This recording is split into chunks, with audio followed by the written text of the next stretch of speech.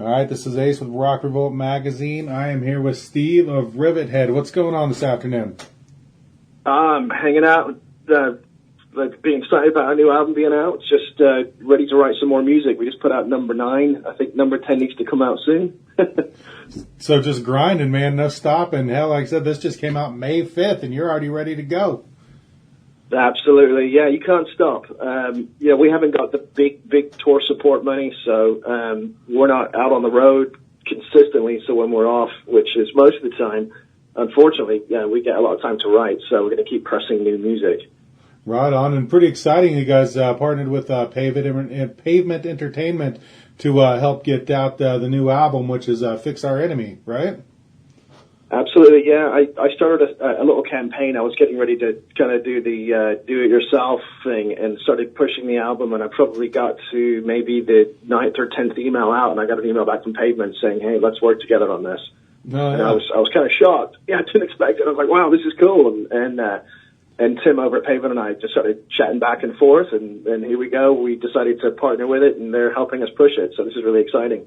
Oh, yeah. Hell yeah. Now, like you said, this is your 9th album you guys have put out, but people have heard your music. If they're listening to rock music, there's almost a damn guarantee they've heard your music. Your guys' music have been on a lot of everything. I mean, anywhere from Cowboys games, that metal show, the Deathless Stars, Gene Simmons' Family Jewels. I mean, how did that come all about? And, it's you guys' music been played everywhere. Why in the hell haven't you guys, been more put out? You know what I'm saying? Yeah, well, we've been really persistent. We're big fans of sports, and we're big fans of, things like that metal show like you mentioned, and Gene Simmons, who doesn't love Kiss. So we've tried to work with companies that will put music into the hands of people that, are involved in television and film. We're in Dallas. There's not as much here as there is on the coast. So we'll have, we go out and find companies that can do it, get the music in their hands, and then a lot of times we get a phone call back or an email, or we just have a friend that lets us know, by the way, we saw your song on TV. A lot of them kind of have, once you sign a contract with them, they can put their stuff, your music pretty much anywhere. So you kind of find out when you get royalty checks. So it's nice to get it. We got really lucky. I think it was around 2008, before XM and Sirius had merged together. XM still played a lot of unsigned bands on the station that's now called Octane. It used to be called Squiz. And Bodie, who was one of the main DJs, I think he was actually the program director, he started playing our song Difference, and that was really wicked. We got in major rotation, so you would hear Metallica, you would hear Ministry, you would hear, Powerman 5000, White Zombie, and Rivethead would be stuck somewhere in the middle of all of that. No one was ever told that we weren't as big as them, so that was the perception, and that was really, really cool. We were selling music all over the place, but we've never been given the big tour support, so we play regionally. We have played California, we've played Louisiana, Texas, New Mexico, in the kind of area that we are. But, man, we'd love to be doing it full time. So just waiting for that to happen still, I suppose. Right. Now, speaking, touring, getting places, this weekend I'll be actually heading down to Rocklahoma. And they've always had Rocklahoma shows a lot of major support for a lot of the smaller unsigned bands. Is that something you guys have ever tried to get on, or just not your cup of tea? What's up? We'd love to do it. We just haven't really looked into it, and we need to. Every time it comes around, I'm like, why didn't we try it? We keep hitting South by Southwest, and they keep saying no. I think we're up to 10 years of being declined, which I think is kind of a record. We'll keep trying, I think, just because I know they're going to say no, and we're going to maybe promote the fact that they don't like good music. South by Southwest has a whole bunch of different genres, different mixtures, that type of thing. You guys should definitely look into hitting up Rocklahoma, man. I think that'd be great for you guys. Absolutely. We have friends that are playing it. I don't know why we haven't done it yet, but we'll definitely look into it. You got any stages look massive. Yeah. You guys got any friends that are playing it this year? Or anybody I should check out? Anybody I know should know about? Yeah, I've seen a lot of people posting about it, and I have to think, who was the last one I saw? Man, I honestly, it slips my mind at the moment, but I've seen about 4 or 5 different bands that we're friends with post up, and I don't want to tell you the wrong one and find out that I just said. Well, when you figure it out, you got my number. Text me so I can make sure I check your boys out. But absolutely, let's get back to you, man. Like I said, you're always working, always writing. You've got the time to write. What went into this ninth album of yours? Again, Fix Our Enemy just came out May 5th. You can get it basically anywhere music is at, right? Amazon, Absolutely, iTunes. Yeah, CD Baby. I mean, there's probably about 50 different sites that have us, as well as you can go to our website, which is rivetheadonline.com, and there's a good list there of places you can get stuff, including our brand new T-shirts are available from our website as well. Right on. Now, like I said, this is your ninth album, man. What went into this album? I mean, you've written a few songs in your day, a few. Now, was this absolutely. one a little bit different? How was the feel of this album? Take me through the process of your ninth album.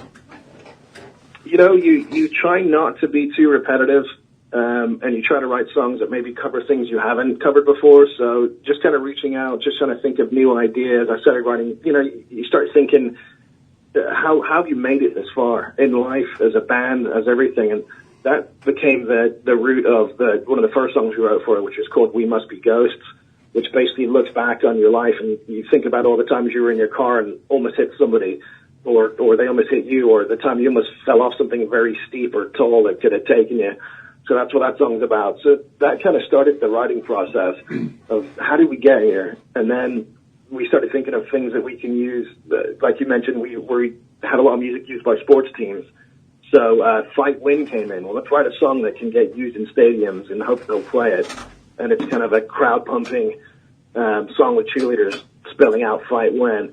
And it kind of spun from there, really. You start thinking about life, and, I had a really bad day several years ago, and I wrote a song called The Worst Day about it for this album that kind of describes in some sort of way what happened that day, which was just a terrible amount of stuff that happened, and it's really, you just pour it into your music, and hopefully that works out. And every song kind of has its own little message.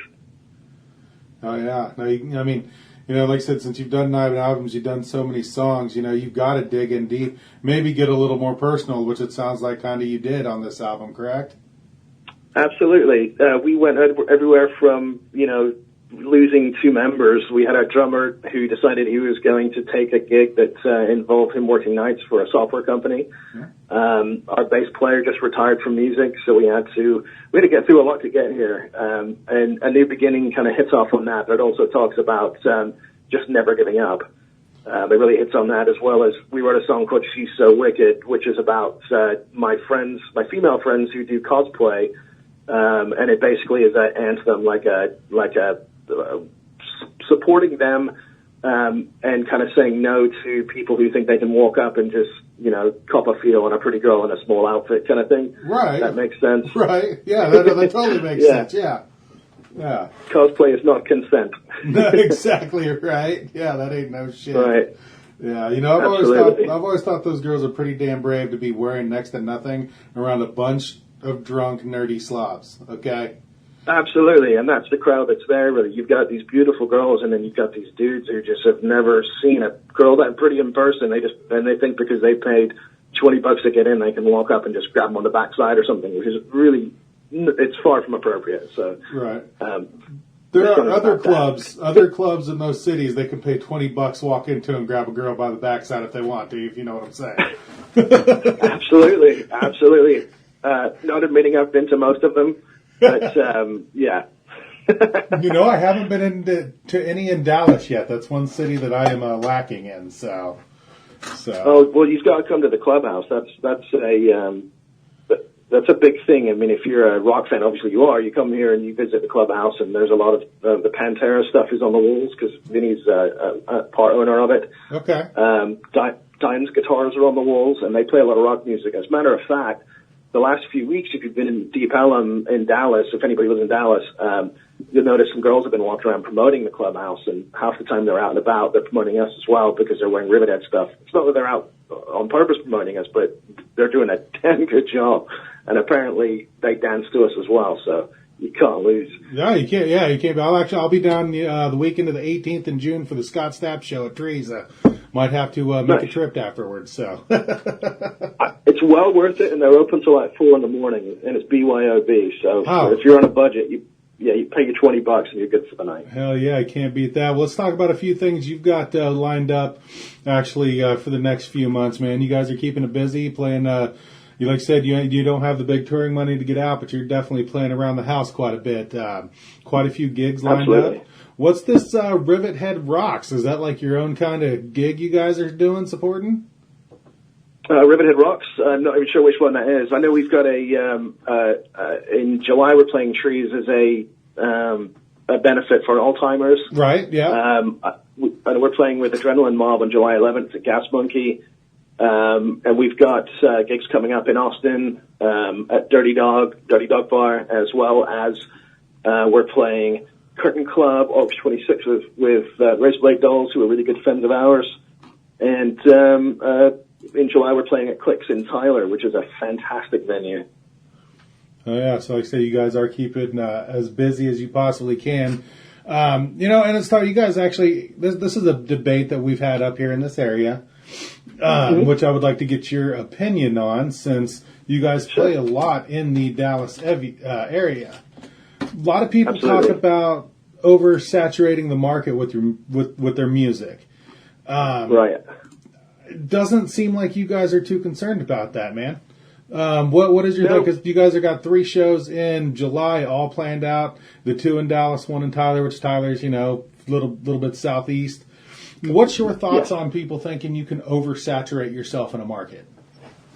If you're a new band, you want to play as much as you can, period, and don't worry about it. If you're established, take gigs that are good gigs, no matter what anybody's going to think about it. We're playing July, I guess we're playing 11th and 29th in Dallas, so there's usually 2 weeks. You should always give yourself 2 weeks if you're established. You'll really split your crowd if you don't. We did just play 2 Fridays in a row at Trees like a month or so ago, and it does make a difference. You notice that half your crowd will come to one show and half to the other, but if you give them at least 2 weeks, usually they're about hungry for some more right about then. Right, absolutely. Right on. Yeah, no, I just know it's something that, has always been kicked around. We hear talking about in the circles around here at live show, local shows and everything like that. So I just thought it'd be cool to get another band's perspective from a completely different city, So yeah, absolutely. Absolutely. 2 weeks is a good cushion, usually. Yeah, absolutely. Well, man, before we let you get on with the rest of your day, is there anything you want to tell the fans? Remind them how to get a hold of you? All that good jazz, man. Pimp yourself out. Absolutely. You can find Rivethead at rivetheadonline.com. Rivethead is spelled Rivethead. We're on Facebook as Rivetheads. We're on SoundCloud. We're on Facebook. We're on LinkedIn, all the good stuff. Come find us. Hopefully we'll come play a show for you soon, especially if you let us know you want us to come out. We're ready to do it. This band is primed with a new album, and we'll come out and play some stuff that's not even recorded yet. So have us come out. We'll rock your faces, and if you didn't like it, I promise that Kevin, our guitar player, will make you pancakes to make up for it, and that's a pretty solid deal. Can we just lie and say we didn't like it so we get pancakes? Probably. He's really into making pancakes, so right, I think it's a safe deal, yeah. It's going to be a lie, man, because, quite honestly, when, I was down in, January 20th, came down, Rivethead opened for Powerman 5000 and Orgy, and we were blown away, man. We were just like, holy shit, these guys are great, so it will be a lie, definitely. Oh, thank you very much. Well, come enjoy the pancakes anyway, but just come enjoy the live show. The thing for us is that, look, we like to see bands play and have a good time on stage, and I feel that we do a good job of doing that. And I know that a lot of shows we play, we were lucky enough to open for some fairly big bands. And our job with those shows is to get the crowd ready and warmed up for them. So the Powerman 5000s, the Orgies, the Filters, the Fear Factory, all these bands that we love and we get the pleasure of opening for. We get to kind of get you all stretched out and ready to rock and roll, and hopefully by the end of the night you walk out with a CD or a T-shirt that you didn't steal, because otherwise we won't be able to afford the 10th one. Hell yeah, Steve. Well, man, I greatly appreciate you taking out the time out this afternoon and speaking with us, and man, good luck, and I'm sure I'll be seeing you guys in the future. I've been making a lot of trips to Dallas lately, so I'm sure we'll see you again soon. Awesome, thanks. Thanks for talking to you soon, mate. Cheers. All right, bud.